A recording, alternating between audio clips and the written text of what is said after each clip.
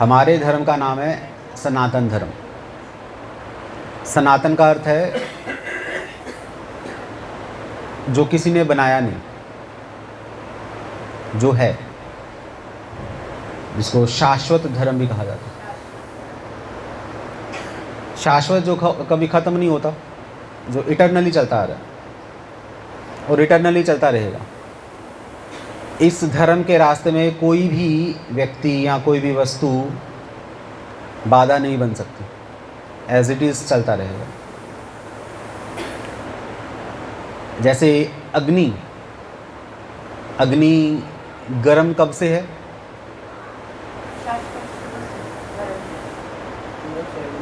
जब से अग्नि है तब से अग्नि गर्म है, और कब तक गर्म रहेगी पता नहीं। जब तक अग्नि रहेगी तब तक अग्नि गर्म ही रहेगी। तो गर्म या हीट या लाइट, ये अग्नि का धर्म है, ये अग्नि का शाश्वत धर्म है या अग्नि का सनातन धर्म है। उसी तरह हमारा भी एक धर्म है, उसको सनातन धर्म या शाश्वत धर्म या जैव धर्म या भागवत धर्म, इन सब नामों से जाना जाता है।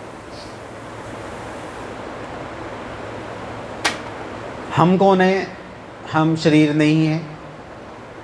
भारतीय समाज में हमें पता है हम शरीर नहीं हैं, सिर्फ पता ही इंफॉर्मेशन है, एप्लीकेशन नहीं है इसकी। हम शरीर नहीं हैं, हम आत्मा हैं, और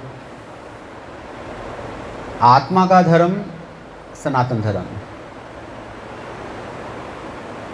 शरीर का धर्म बदल जाता है। जैसे आज की डेट में लड़का हो या लड़की, कोई फ़र्क नहीं पड़ता, दोनों को माता पिता की सेवा करनी चाहिए। कब तक? जब तक शादी नहीं हो जाती। शादी के बाद क्या होगा? स्पेशली अगर लड़की का केस देखेंगे, शादी के बाद लड़की को ज़्यादा प्रेफरेंस देनी पड़ती है अपने ससुराल वालों को, अपने हस्बैंड को। उसका धर्म था माता पिता की सेवा करना, पर वो शादी से पहले था। अब वो धर्म उसका बदल चुका है। पहले वो लड़की थी, अब वो एक पत्नी बन चुकी है, एक स्त्री है, वो किसी के घर की बहू है। वो सारे उसके रिलेशंस, उसकी ड्यूटीज़, उसकी रिस्पॉन्सिबिलिटीज़ बदल चुकी हैं। और जब यही लड़की माँ बन जाती है, फिर उसकी प्रेफरेंस उसके बच्चे, उसका धर्म बदल गया। अब सास ससुर भी ठीक है, उनकी सेवा भी ज़रूरी है, पति की सेवा भी ज़रूरी है, पर सबसे पहले बच्चों की सेवा ज़्यादा ज़रूरी है। तो इस तरीके से शरीर के धर्म बदलते रहते हैं, पर आत्मा का धर्म नहीं बदलता। आत्मा का धर्म क्या है? सेवा करना। हम बिना सेवा के नहीं रह सकते। तो सेवा करना आत्मा का धर्म है, सनातन धर्म है। अब ये जो शब्द है सेवा करना, ये सब धर्मों में आप देखोगे। सिर्फ अगर हम अपने हिंदू धर्म की बात करें, सिर्फ इसमें नहीं, अगर आप क्रिश्चियनिटी में चले जाओगे, वहाँ पर भी सिखाया जाता है कि भगवान की सेवा करो, लव योर एनिमीज़, इसमें सिखाया जाता है, अपने दुश्मन से भी प्रेम करो। वो भी बताते हैं कि हम सबको भगवान ने बनाया, God made us and we have to love God, वहाँ पर भी सिखाया जाता है। इस्लामिक कंट्रीज़ में चले जाओगे, इस्लाम धर्म में चले जाओगे, तो वहाँ भी बोला जाता है अल्लाह की सेवा करो ना। वो उनका टर्म क्या है? इश्क, अल्लाह से इश्क करो। गुरु ग्रंथ साहिब, सिखिज़म में चले जाओ, वहाँ पर भी ये सिखाया जाए सेवा सेवा सेवा सेवा सेवा। अलग अलग रूपों में, अलग अलग भाषाओं में यही सिखाया जाता है कि सेवा करो, क्योंकि आत्मा का एक ही धर्म है, सेवा करना, दूसरों के लिए कुछ करना। तो मैं ये नहीं कहना आया कि हम हिंदू हैं या हम मुस्लिम हैं, हम सिख हैं, ईसाई हैं। बस एक चीज़ है कि हम सब आत्माएं हैं और अपने कर्मों के कारण इस शरीर में आए हैं। कुछ समय के लिए रहेंगे इस शरीर में और बाद में अगला शरीर हमें मिलेगा, जो कि हमारा नियम है प्रकृति का। और रही बात भगवत गीता की, क्योंकि मैंने अपनी बात शुरू की थी, भगवत गीता का जो पहला श्लोक है हमें ज़रूर पता होना चाहिए कि ये ग्रंथ हिंदुओं के लिए नहीं है, मुस्लिम्स या ईसाई इन लोगों के लिए नहीं है। ये ग्रंथ जो है, ये जो बुक है श्रीमद् भगवत गीता, ये मनुष्यों के लिए, इंसानों के लिए। हम सब मनुष्य हैं, हम सब इंसान हैं, तो हमें हमारा जो धर्म का ग्रंथ है उसके बारे में तो ज़रूर पता होना चाहिए, जबकि नहीं पता, बैड लक है हमारा। सो मेरी रिक्वेस्ट है सबसे, हम लाए हैं अपने साथ भगवत गीता लाए हैं। अगर आपके पास भगवत गीता नहीं है तो अगर बाई चांस किसी के पास नहीं है तो भगवत गीता लीजिए, इसको डेली पढ़िए। भगवत गीता को, भगवत गीता आपको जीवन का सिद्धांत बताएगी, जीवन जीने की कला सिखाएगी, life of manual Bhagavad Gita कहा जाता है। ज़िंदगी जीनी कैसे है, लोगों की ज़िंदगी ज़्यादातर कटती है। अगर पूछो ना किसी से कि कैसा चल रहा है, चल रहा है, 2 टाइम की रोटी मिल जाती है, बस चल रहा है। बहू सेवा करती है, आजकल की बहुएं कहाँ सेवा करती हैं, तो फिर कैसे चलता है, बस चल रहा है। बहू से पूछो सास अच्छी है, सास कहाँ से अच्छी होती है, सास कब से अच्छी होने लगी, तो फिर कैसे कटता है, बस चल रहा है। हस्बैंड से पूछो वाइफ अच्छी है, उसका भी सेम आंसर। वाइफ से पूछो हस्बैंड आंसर, वो भी सेम। बच्चों से पूछा पेरेंट्स अच्छे हैं, नहीं पेरेंट्स अच्छे नहीं है। स्टूडेंट से पूछो टीचर अच्छी है, नहीं टीचर तो बेकार है। हम तो ये चाहते हैं कि टीचर आए ना स्कूल।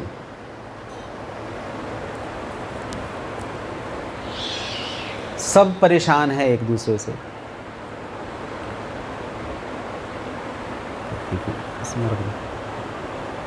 पर एक ग्रंथ है श्रीमद् भगवत गीता, जो कि हमें ये सिखाएगा कि संसार में रहना कैसे है। सो ये पहला श्लोक है भगवत गीता का, ये मैं पढ़ूंगा। इसमें बहुत कुछ सीखने के लिए, बहुत कुछ सीखने। ऐसे ज़्यादातर लोग पढ़ते नहीं हैं भगवत गीता का पहला श्लोक। और आपको भगवत गीता की बैकग्राउंड पता है थोड़ी सी, तो थोड़ा सा मैं बताना चाहूँगा ताकि पता चले कि क्या है भगवत गीता। महाभारत के बारे में हमें पता है, महाभारत। और महाभारत में युद्ध हुआ था, जिसको महाभारत का युद्ध या जिसको कुरुक्षेत्र का युद्ध कहा जाता है। किन के बीच में हुआ था? कौरवों और पांडवों के बीच में। अब ये इम्पोर्टेंट स्टेटमेंट है, कौरवों और पांडवों के बीच में युद्ध हुआ था। और युद्ध होने का कारण क्या था? हाँ, तेरा और मेरा। हाँ, ये भी इम्पोर्टेंट स्टेटमेंट, राज्य, किंगडम है ना, ठीक है।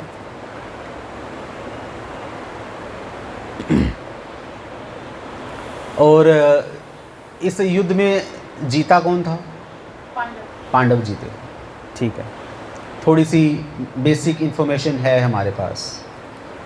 पर जब ये युद्ध शुरू होने वाला था तो भगवान कृष्ण अर्जुन के सारथी बने थे। तो अर्जुन ने भगवान श्री कृष्ण से कहा कि हे कृष्ण, मेरा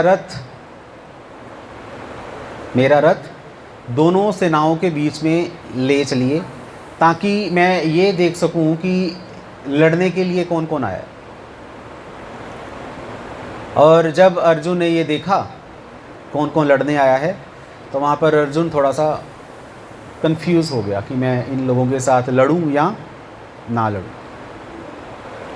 और अर्जुन की कंफ्यूजन को दूर करने के लिए, अर्जुन के अज्ञान को दूर करने के लिए भगवान ने कुछ समझाया। जो डिस्कशन हुई वो डिस्कशन ये श्रीमद् भगवत गीता है। जो कि हमारे पास आज सेफ है, रिकॉर्डेड है। लोग प्रश्न उठाते हैं कि इसको किसने रिकॉर्ड किया, तो इसको व्यासदेव जी ने रिकॉर्ड किया। व्यासदेव तो वहाँ थे नहीं, तो फिर उन्होंने कैसे रिकॉर्ड किया? वो वैसे ही है आज की डेट में। अगर हम लाइव क्रिकेट मैच देखते हैं और कुछ भी लाइव देखते हैं तो कैसे देखते हैं? स्टेडियम में या टीवी के माध्यम से? टीवी के माध्यम से, सैटेलाइट के माध्यम से घर बैठे बैठे ब्रॉडकास्ट हो जाएगा। हम वहाँ पर नहीं हैं, फिज़िकली प्रेजेंट नहीं है, पर हम देख रहे हैं, हमें पता है सारा कुछ। तो ये टेक्नोलॉजी तो आज आई है, पर यही सेम टेक्नोलॉजी आज से 5000 साल पहले थी। संजय कह रहे हैं, इस भगवद गीता में रिकॉर्डेड है। तो 5000 साल पहले संजय नाम का एक व्यक्ति था, जो कि धृतराष्ट्र का मंत्री है। धृतराष्ट्र कौरवों का पिता। ये जो कौरव हैं ये 100 भाई हैं और इनके फादर का नाम है धृतराष्ट्र। तो Dhritarashtra he was a blind man, वो अंधा था, उसको नज़र नहीं आता था। तो उसने ये श्लोक बोला। धृतराष्ट्र कह रहा है, धर्मक्षेत्रे कुरुक्षेत्रे समवेता युयुत्सवः मामकाः पांडवाश्चैव किम अकुर्वत संजय। हिंदी में इसका अर्थ है कि संजय मुझे ये बताओ कि धर्म क्षेत्र या कुरुक्षेत्र, इसमें युद्ध की इच्छा से एकत्र हुए मेरे तथा पांडु पुत्रों ने क्या किया। धृतराष्ट्र अंधा है, उसको नज़र नहीं आ रहा, संजय से पूछ रहा है, संजय उसका मंत्री है। तो ये दोनों कहाँ बैठे हैं? इंद्रप्रस्थ, दिल्ली में। और युद्ध कहाँ पर हो रहा है? कुरुक्षेत्र में। अब दिल्ली से कुरुक्षेत्र कितनी दूर है? आई थिंक 200 किलोमीटर दूर है। तो 200 किलोमीटर दूर क्या हो रहा है हमें नहीं पता, नीचे क्या हो रहा है हमें तो ये भी नहीं पता। पर हमारे पास यहाँ पर रिकॉर्डेड ये है कि एक अंधा व्यक्ति अपने मंत्री से पूछ रहा है कि 200 किलोमीटर दूर क्या हो रहा है, और संजय ने पूरी डिटेल के साथ बताया कि वहाँ पर एग्जैक्टली क्या क्या हुआ। आवाज़ें भी सुनाई दे रही हैं, इतने ज़बरदस्त सीसीटीवी कैमरास लगे हुए थे वहाँ पर। क्योंकि ये हमारी जो वैदिक संस्कृति में जो विद्या दी गई है, पावर ऑफ मंत्रास, अगर आप उस पर मेडिटेट करोगे तो आपके पास पावर्स आएंगी, आप कुछ भी कर सकते हो। यहाँ बैठे बैठे आप कुछ भी देख सकते हो, कुछ भी कर सकते हो। हनुमान जी के लिए कहा जाता ना, अष्ट सिद्धि नव निधि के दाता। हनुमान जी के पास ये पावर्स थी। हाँ, रामायण में अगर आप लोगों ने जो टीवी में जो रामायण अगर आप लोगों को याद हो थोड़ा सा, तो जब ये सब लोग सीता की खोज में थे तो इनको जटायु का बड़ा भाई मिला था, संपाति। तो सबने संपाति से पूछा कि आप हमें बताइए सीता कहाँ पर है। तो संपाति का आंसर था कि मैं 100 योजन तक देख सकता हूँ, मैं देख सकता हूँ कि सीता एक पेड़ के नीचे बैठी है।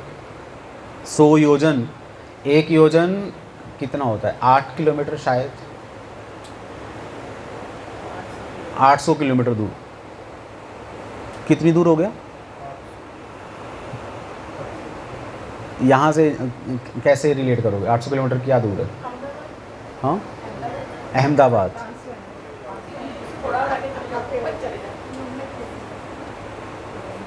कि गुजरात में क्या हो रहा है आपको पता चल जाएगा यहाँ बैठे बैठे, घर पे बैठे बैठे। इस चीज को क्या बोलते हैं? इसको दूरदृष्टि बोला जाता है, विजन। तो ये पावर थी संजय के पास। तो ठीक है, वो आगे आएगा।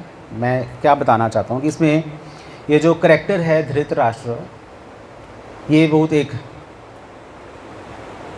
मज़ेदार या एक फ़नी, या आप ये कह सकते हो कि एक अच्छा करैक्टर नहीं था, नॉनसेंस करैक्टर था।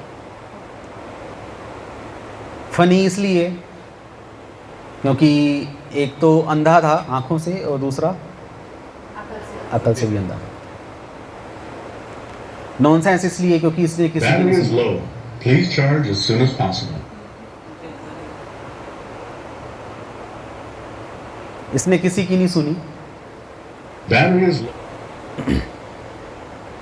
महाभारत में अगर आप महाभारत पढ़ोगे तो हमें पता चलेगा कि विदुर इसका छोटा भाई था, धर्मज्ञ, वेदों का पूरा ज्ञान था विदुर जी को। उन्होंने समझाया धृतराष्ट्र को कि देखो कि तुम अपने पुत्रों के मोह में अंधे हो चुके हो, सही क्या है गलत क्या है तुम्हें नहीं पता चल रहा। व्यासदेव जी ने समझाया, कृपाचार्य, द्रोणाचार्य, ये सब लोग थे वहाँ पर समझाने वाले, सब ऋषि मुनियों ने भी समझाया, पर इसको कुछ भी समझ नहीं आया। अब प्रॉब्लम क्या है कि एक्चुअली जो राज्य था वो धृतराष्ट्र का नहीं था। राज्य पांडवों के जो पिता हैं उनका नाम है पांडु, उनका राज्य था। और पांडु किसी कारणवश उनका देहांत हो गया और सारा राज्य इनके पास आ गया, और तब ये पांडव छोटे थे। और दूसरी बात ये है कि पांडव 5 भाई और धृतराष्ट्र के 100 बेटे, जो कि धार्तराष्ट्रा है ना, पांडु के बेटे पांडव और धृतराष्ट्र के बेटे धार्तराष्ट्र। तो धार्तराष्ट्रा और पांडु, धृतराष्ट्र के बेटे और पांडव के बेटे, पांडु के बेटे, ये इनके वंश का नाम है कुरु। राजा कुरु थे इनके पहले, दादा परदादा थे, उनके वंशज हैं ये सभी। 3 भाई थे, धृतराष्ट्र, विदुर और पांडु, ये 3 भाई थे। विदुर जी के तो चलो संतान नहीं थी, धृतराष्ट्र के 100 बेटे, पांडु के 5 बेटे, तो एक कुरु वंशज हैं, इसलिए इन सबको क्या बोला जाता था? कौरव। ये सभी कौरव हैं। पर धृतराष्ट्र ने इस श्लोक में एक शब्द बोला, मामकाह। मामकाह पांडवाश्चैव, क्योंकि धृतराष्ट्र अपने पुत्र के मोह में अंधा था, इसलिए उसने कौरव किन लोगों को कंसीडर किया? अपने बेटों को, कि हम कौरव हैं, ये तो पांडव हैं। पांडव मतलब डिग्रेडेड, पांडुपुत्र जो है कि हालांकि उन्हीं का राज्य है, जिस थाली में खाना उसी में छेद करना ये धर्म नहीं है, अधर्म है। और बचपन से ही पांडवों को मारने की कोशिश की गई थी। जब भीम छोटे थे उनको जहर दिया गया ताकि वो मर जाएं, भीम नहीं मरा। भीम को हाथियों के नीचे कुचलने का प्रयास किया गया, भीम तब भी नहीं मरा। भीम के पैरों में पत्थर बांधकर उसको नदी में डाल दिया गया, तो तब भी नहीं मरा।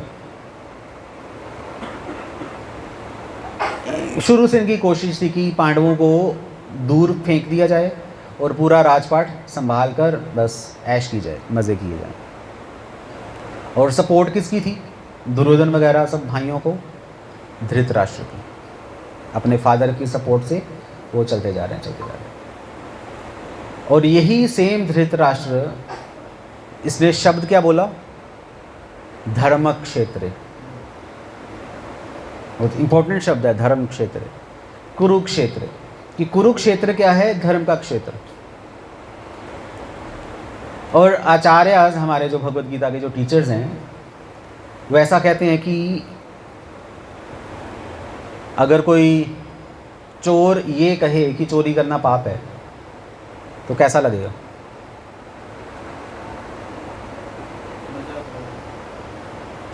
चोर ये कह रहा है चोरी करना पाप है, अगर तेरे को इतना ही पता है चोरी करना पाप है तो फिर चोरी क्यों कर रहा है? क्योंकि अगर आप ये नहीं बोलोगे चोरी करना पाप है तो पुलिस आपको पकड़ देगी।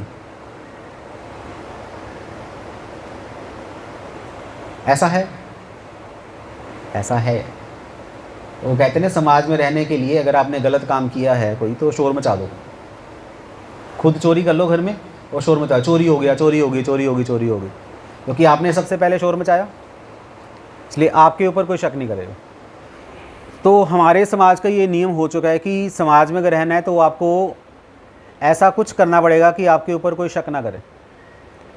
तो ये सेम पर्सनैलिटी धृतराष्ट्र है। इसको धर्म की सेंस है, धर्म क्या है, इसको ये पता है कि मैं गलत कर रहा हूँ ना पांडवों के साथ, फिर भी ये कह रहा है कि धर्म क्षेत्र, इस धर्म क्षेत्र से धृतराष्ट्र के चरित्र का पता चलता है कि ये एक अच्छा व्यक्ति नहीं है। और हम भी समाज में रहते हैं, किसकी तरह रह रहे हैं?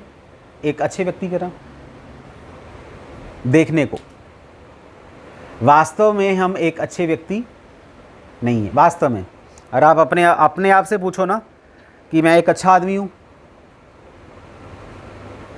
मैं एक अच्छा आदमी हूँ? नहीं, मैंने एक अच्छे आदमी का मुखौटा डाला हुआ है। मैं लोगों के सामने अच्छा बनकर दिखाता हूँ, जबकि मैं खुद अच्छा नहीं हूँ। लोग मंदिर जाते हैं, प्रणाम करते हैं भगवान को, है ना, दान पेटी में दान डालते हैं, और बाहर जो भिखारी बैठे होंगे उनको भी दान देते हैं, सारा कुछ। और अगर इन सब जो आप कर रहे हो वो सब अगर अगले दिन न्यूज़पेपर में आ जाए तो क्या होगा? हम बहुत खुश हो जाएंगे कि देखो मैंने इतना बड़ा धार्मिक कार्य किया, नाउ आई एम फेमस, मैं महान हूँ क्योंकि मैंने महान काम किया है। बड़ा अच्छा लगेगा क्योंकि हम मंदिर गए और हमने ये सब चीज़ें की। पर वही पर्सनल या सेम पर्सनैलिटी जब घर पे आती है तब क्या होता है? घर पे आते ही हमारा जो असली रूप है वो प्रकट हो जाता है। आते ही हम क्या बोलेंगे? आज तो मंदिर में बहुत रश था, बहुत गर्मी थी, ये हो गया, वो हो गया, ऐसा था, वैसा था। जो माहौल मंदिर में था, जो हमने दिखाया अपने आप को, सिर ढका, है ना, प्रणाम किया सबको, वहाँ के सामने माथा टेका, वो सब चीज़ें, वो क्या था? एक दिखावा था। हम वो नहीं थे जो मंदिर में हमने दिखाने की कोशिश की। एक्चुअली हम लोग बहुत ज़्यादा डोमिनेटिंग पर्सनैलिटी हैं। हमें अच्छे से पता है कि किसी का शोषण कैसे करना है, किसी को यूज़ कैसे करना है, हमें सब कुछ पता है। और कहने को हम कौन है? हम शरीफ हैं, कहने मात्र को है बस। तो सेम पर्सनैलिटी धृतराष्ट्र की। और धृतराष्ट्र क्या कह रहा है कि समवेता युयुत्सवः मामकाः पांडवाश्चैव किम अकुर्वत संजय, कि मेरे तथा पांडुपुत्रों ने क्या किया, कहाँ पर? कुरुक्षेत्र के मैदान में। अब कुरुक्षेत्र एक धार्मिक जगह है, धार्मिक स्थल है। चैतन्य चरितामृत में कहा गया है, कृष्ण है सूर्य सम माया है अंधकार, जहाँ कृष्ण तहाँ नहीं माया राधिकार, कि जहाँ लाइट है वहाँ अंधेरे का कोई काम नहीं है। अब कुरुक्षेत्र एक धार्मिक जगह है और मेरे बेटे क्या हैं? अधार्मिक। मेरे बेटों को तो शायद धर्म का ध भी नहीं पता। और ये लोग कहाँ गए हैं? कुरुक्षेत्र, जो कि एक धार्मिक जगह है। कहीं मेरे बेटे कुरुक्षेत्र के प्रभाव में आकर धार्मिक तो नहीं बन गए?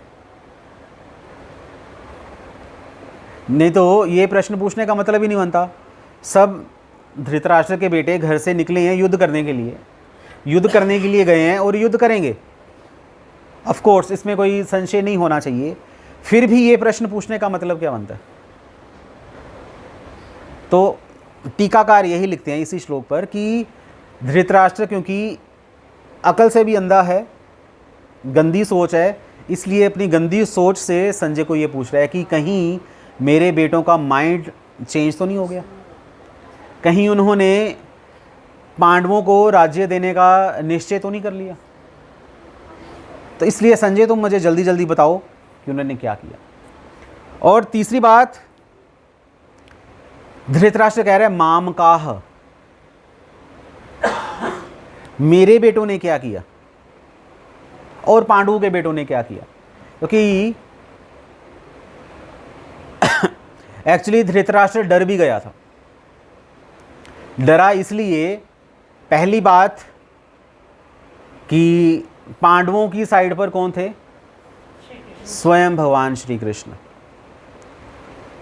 यत्र युगेश्वर कृष्णा, कि जहाँ पर कृष्ण है वहाँ पर विजय निश्चित है।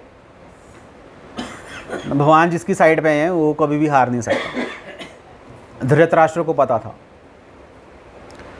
और भगवान श्री कृष्ण की कृपा से ही क्या हुआ था, जब पांडवों को वनवास मिला था अपने षड्यंत्र से, चेस खेली उन्होंने और धोखे। Powering off. Your Zook rocket is ready to pair. इसको ऑफ कर दो, Powering off. ऑफ कर दो। Your Zook.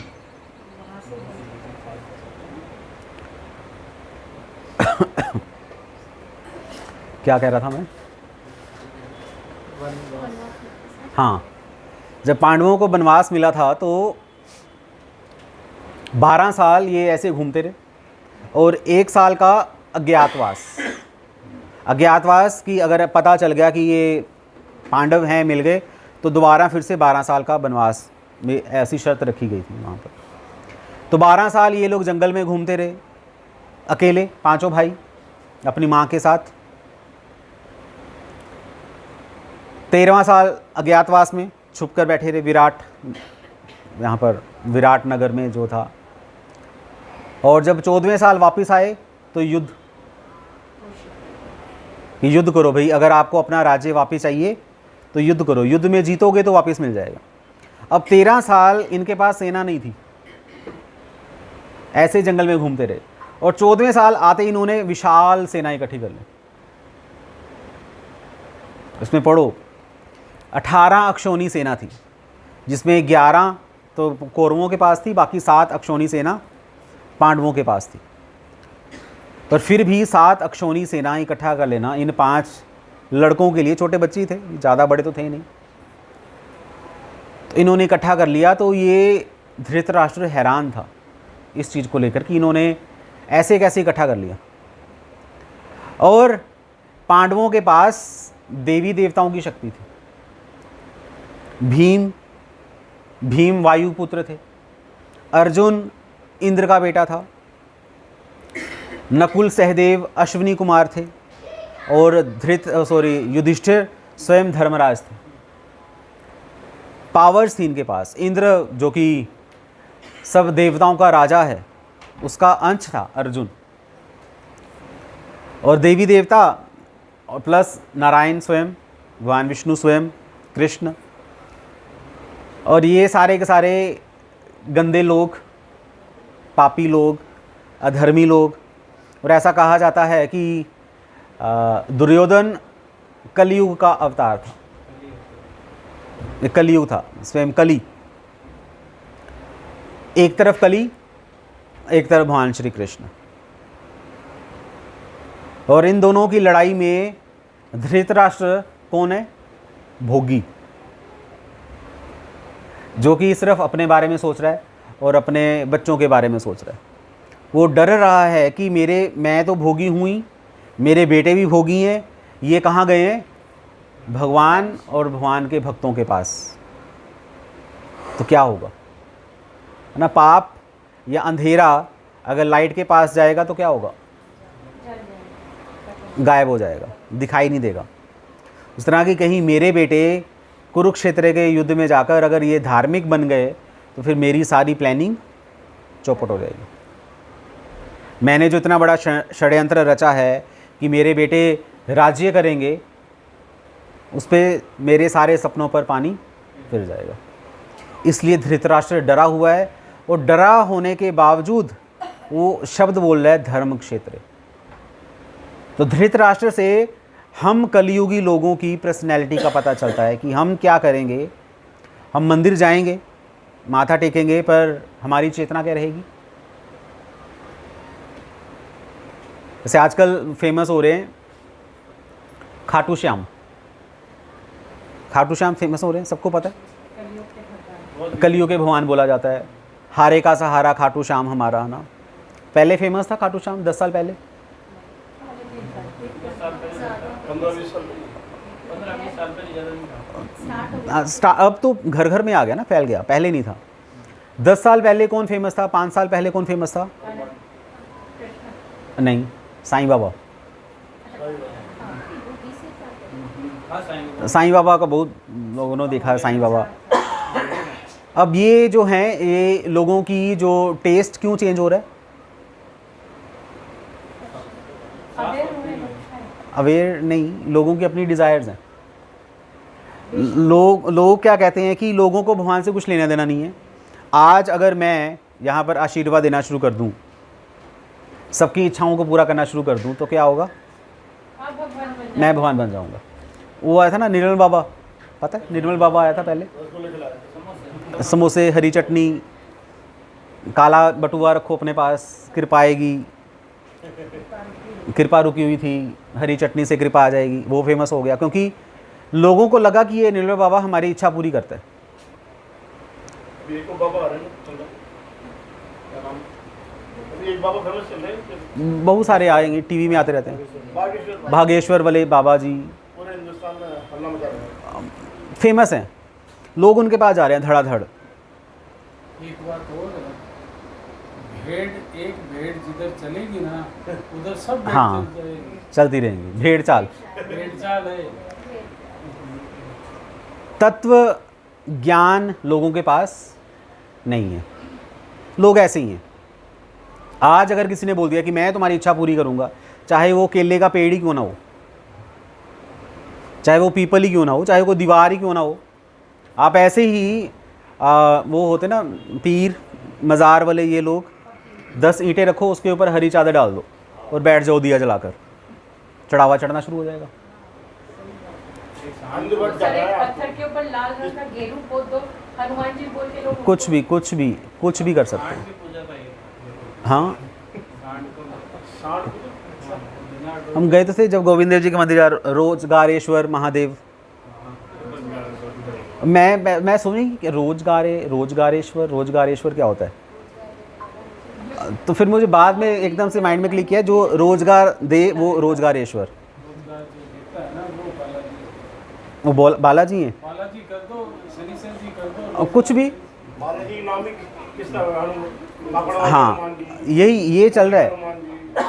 तो एक्चुअली लोगों को ना हनुमान जी से कुछ लेना देना है, ना राम से कुछ लेना देना है, ना कृष्ण से कुछ लेना देना है। लोगों को लेना देना है तो किससे? सिर्फ अपने आप से या अपनी इच्छा से। जो उनकी इच्छा पूरी करे वो उनके लिए भगवान है। ये मेंटालिटी पशु मेंटालिटी है, इसको पशु चेतना कहा जाता है। पशु उससे खुश होता है जो उसको खाना दे, जो उसे प्रेम करे, पशु उससे खुश हो जाएगा। जो उसे प्रेम नहीं करा, जो उसे खाना नहीं दे रहा, पशु उसको काटेगा। तो हम उसके पास जाना चाहते हैं जो हमारी इच्छा को पूरा करे, वो कोई भी हो सकता है। और जब हमारी इच्छा पूरी हो जाती है तब क्या होता है? खत्म। नवरात्रे आते हैं, सब माता का व्रत रखते हैं, 9 दिन का चलता है कोर्स माता का, और 10वें दिन माता कहाँ जाती है? खत्म। गणेश चतुर्थी आई, लोग गणेश जी को अपने घर पे लेकर आए, बहुत सारा डेली आरती, ये सब चीज़ें, मोदक, सब चीज़ें, और जो फेस्टिवल ख़त्म हुआ उसके बाद Ganesh ji tata bye bye. फिर से वही लाइफस्टाइल सेम ना। 9 दिन तो आपने प्याज बंद कर दिया, 10वें दिन पूरी भड़ास निकाली, 9 दिन हो गए प्याज नहीं खाया, आज तो सिर्फ मैं प्याज खाऊंगा, प्याज की रोटी, प्याज के पकोड़े, प्याज की सब्ज़ी, प्याज का सलाद, ये प्याज प्याज प्याज। अगर आप रियली में माता के भक्त हो तो फिर 10वें दिन भी प्याज मत खाओ, क्योंकि दुर्गा देवी वो प्याज नहीं खाती, और अगर आप उनको अपने भक्त कहते हो तो प्याज मत खाओ, छोड़ दो। पर नहीं, क्योंकि हमारी जो जीवा है 2 इंच की, ये बहुत खतरनाक है।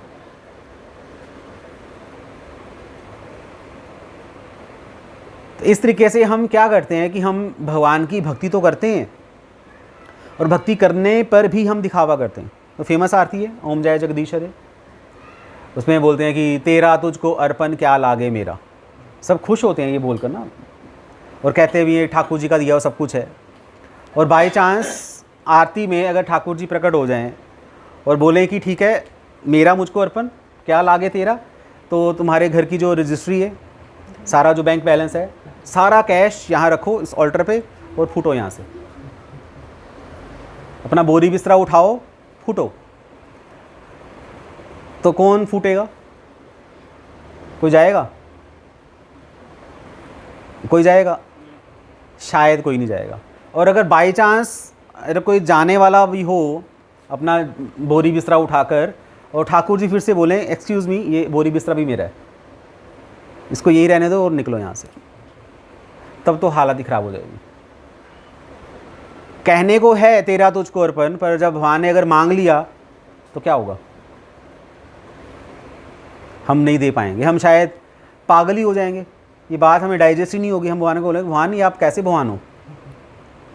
ये सारा संसार आपको कृपा का सागर बोलता है, ये कैसी कृपा है? आप क्या चाहते हो कि आपका भक्त रोड पे आ जाए? ऐसा भगवान हो सकता है? हम भगवान को बोलेंगे नहीं भगवान आप अच्छे भगवान नहीं हो, तुमसे अच्छा तो गली वाला बाबा है, तूने तो मेरा सब कुछ छीन लिया। तो भगवान कहेगी भाई तूने तो बोला है सब कुछ मैंने दिया है, तो मेरा अधिकार है छीनने का, तो सब मेरा दिया हुआ सब कुछ मुझे वापस करो। तब हमारी भक्ति बाहर आ जाएगी। ऐसा हुआ है अर्जुन के साथ, ऐसा ही हुआ है। अर्जुन कह रहा है कि मैं युद्ध नहीं करूंगा, मैं नहीं लड़ना चाहता, क्योंकि मेरे सामने जो खड़े हैं वो मेरे गुरुजन हैं। भीष्म पितामह मेरे पिता के समान है, द्रोणाचार्य कृपाचार्य, मैंने इनसे सारी शिक्षा ली है, तो मैं अपने माता पिता समान भीष्म पितामह और अपने गुरु के समान द्रोणाचार्य कृपाचार्य, इन लोगों को कैसे मार दूं, कैसे मैं इनका वध कर दूं? पर भगवान ने क्या बोला? कि मेरी इच्छा है तुम इन सबको मारो। अगर तो अर्जुन बनना चाहते हो, अगर तो भगवान के भक्त बनना चाहते हो, तो भगवान क्या चाहते हैं ये देखना पड़ेगा। अगर भगवान चाहेंगे कि अपना घर छोड़ दो, तो हमें अपना घर छोड़ना पड़ेगा। अगर भगवान कहेंगे अपने माता पिता को छोड़ दो, तो हमें अपने माता पिता को छोड़ना पड़ेगा। और अगर भगवान ये कहें कि अपने माता पिता को मार दो, तब क्या करना पड़ेगा? तब जो भक्त होगा भगवान का रियल में, वो अपने माता पिता को मार भी सकते हैं। हम शायद नहीं मार पाएंगे, हम डर जाएंगे, भगवान ये क्या कह दिया आपने, पर भक्त वो कर देगा। ऐसा हुआ है। अगर आप क्रिश्चियनिटी में जाओगे ना, बाइबल पढ़ोगे, तो बाइबल में अब्राहम भगवान से बातें करते थे। तो बातें करते करते करते भगवान ने अब्राहम से बोला कि अब्राहम अगर रियली में तुम मेरे भक्त हो, तो तुम क्या करो, अपने बेटे का गला काट के मुझे दे दो। अपने बेटे का गला, बेटा उनका छोटा था, ज़्यादा बड़ा तो नहीं था। तो अब्राहम ने बोला कि ठीक है भगवान, अगर आप चाहते हो मैं अपना बेटा आपको दे दूं, तो आई एम रेडी। तो उसने तलवार पकड़ी और बेटे का गला काटने ही वाला था, तो भगवान ने बोल दिया कि नहीं रहने दो, तुम पास हुए, मैं तुमसे बहुत प्रसन्न हूँ कि जो अपने बेटे को भी मार सकता है मेरे लिए, वो ही मेरा भक्त कहलाने के लायक है। तो इसलिए हम धार्मिक नहीं हैं, हमने धर्म का एक मुखौटा पहना हुआ है, हम भक्त नहीं हैं, हम वास्तव में अपनी इच्छाओं के भक्त हैं। भगवान तो बस हमने एक, जैसे कहते हैं ना कि टाइम पास के लिए रखा हुआ है। टेडी बियर होता था पहले बच्चों के पास, आजकल टेडी गोपाल आ चुके हैं। हाँ, कटोरी में लोग खेलते हैं उसके साथ, मेरा लड्डू गोपाल। भाव हैं, पर हमें पता होना चाहिए वो भगवान भी हैं। लड्डू गोपाल खेलने की वस्तु तो है नहीं है, वो स्वयं भगवान है। और जैसे भगवान की सेवा पूजा वगैरह की जाती है, वैसे ही लड्डू गोपाल की भी सेवा वैसे होनी चाहिए। पर हमारे घरों में लड्डू गोपाल की सेवा कैसे की जाती है? पूछते हैं, हम लोगों से पूछते हैं कि आप लड्डू गोपाल को क्या भोग लगाते हो? हम जी सुबह सुबह इनको माखन मिश्री का भोग लगा देते हैं, और परोंठी बना के दे देते हैं माखन मिश्री के साथ बस। और हाँ, टाइम से खिला देते हैं, चाय बिस्किट खिला देते हैं, टॉफ़ीज़ दे देते हैं। और खुद क्या खाते हैं? खुद सब कुछ खाते हैं और भगवान को मक्खन मिश्री खिलाते हैं। और कहने को ये घर ठाकुर जी का है।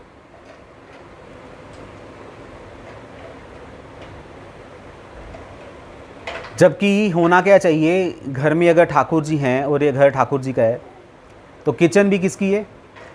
ठाकुर जी की। और ठाकुर जी की किचन में क्या बनना चाहिए? जो ठाकुर जी खाते हैं, जो वो खाना चाहते हैं। और भोग लगने के बाद जो बचे वो घर वालों को एज ए प्रसाद मिलना चाहिए। आइडियली ऐसा होना चाहिए, जबकि ऐसा होता नहीं है। तो बहुत सारे इसमें सीक्रेट छुपे हुए हैं इस धर्म क्षेत्र कुरुक्षेत्र शब्द में। ये पूरा हमारा चरित्र, हमारी पूरी सोसाइटी का रिप्रेजेंटेटिव कौन है? धृतराष्ट्र, जो कि ये बता रहा है कि मैं अधार्मिक हूँ, पर जब भी मैं समाज में आऊँगा मैं ऐसे एक्ट करूँगा कि मैं बहुत बड़ा धार्मिक हूँ। तो ऐसा व्यक्ति कभी भी भगवान की प्राप्ति नहीं कर सकता, धृतराष्ट्र जैसा व्यक्ति। इसलिए हमें धृतराष्ट्र नहीं बनना, हमने क्या बनना है? युधिष्ठिर या अर्जुन। तब आपको भगवान की प्राप्ति हो सकती है। अदरवाइज इस जो कपटी चेतना से भगवान की प्राप्ति नहीं हो सकती। हरे कृष्णा। श्रीला प्रभुपाद की जय।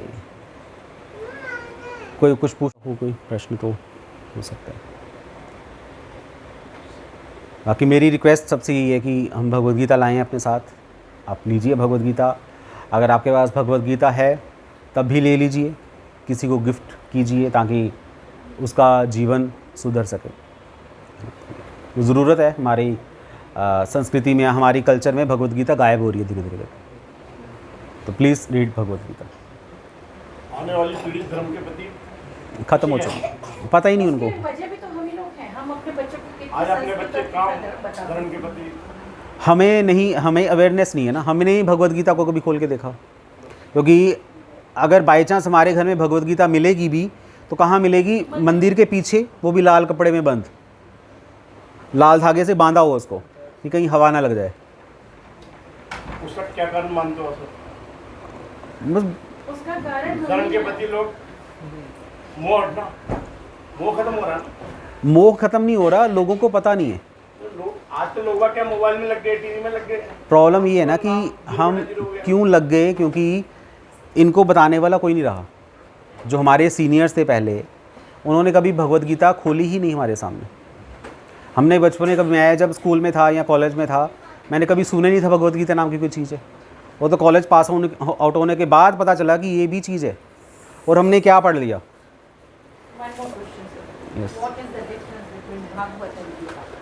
देखिए, भगवद गीता तो भगवान ने कुरुक्षेत्र के युद्ध में बोली, उसको भगवद गीता कहा जाता है। और भागवत क्या है? भागवत पुराण का नाम है ना। भागवत पुराण, ऐसे टोटल 18 पुराण है, उनमें से एक नहीं, 18 पुराण है। 18 अध्याय इसमें भगवद गीता में। तो 18 पुराण है, उनमें से एक पुराण है भागवत पुराण। उस भागवत पुराण में जब सृष्टि हुई थी, जब सृष्टि हुई है या सृष्टि से पहले क्या था, तब से लेकर अब तक क्या हुआ, वो सारा कुछ, भगवान ने कितने अवतार लिए, भगवान ने क्या क्या किया, कितने राजा महाराजा आए, उनके सारे एंसेस्टर्स, डिसेंडेंट सारे, और आगे एंड तक, सृष्टि के एंड तक क्या होगा फ्यूचर में, वो सारा उसमें बताया गया भागवत पुराण में। इसमें सिर्फ डिस्कशन है कृष्ण और अर्जुन की, उसमें बहुत सारी डिस्कशन है, बहुत सारी स्टोरीज है। बस वो हाँ, बस वो instructions of Bhagavad Gita to lord. हाँ, ये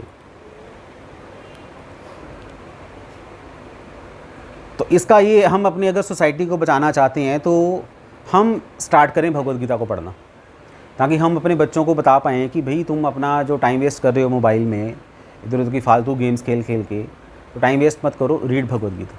क्योंकि भगवद गीता में जो साइंस है वो शायद हमारी जो मटेरियल साइंस है वो भी नहीं बता सकती, उसके पास भी इतनी पावर्स नहीं है जो प्रिंसिपल भगवद गीता में बताई गई।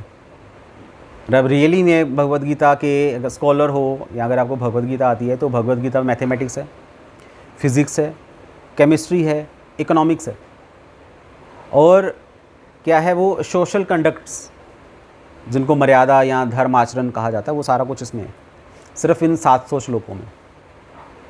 बस पढ़ने की देर है, समझने की देर है। तभी तो प्रभुपाद ने इस भगवद गीता को प्रेजेंट किया यथारूप, एज इट इज़। लोग पढ़ें भगवद गीता को, जानें, समझें अपनी संस्कृति को और बचें लोगों से। तो आजकल इतने ढोंगी गुरु आ चुके हैं।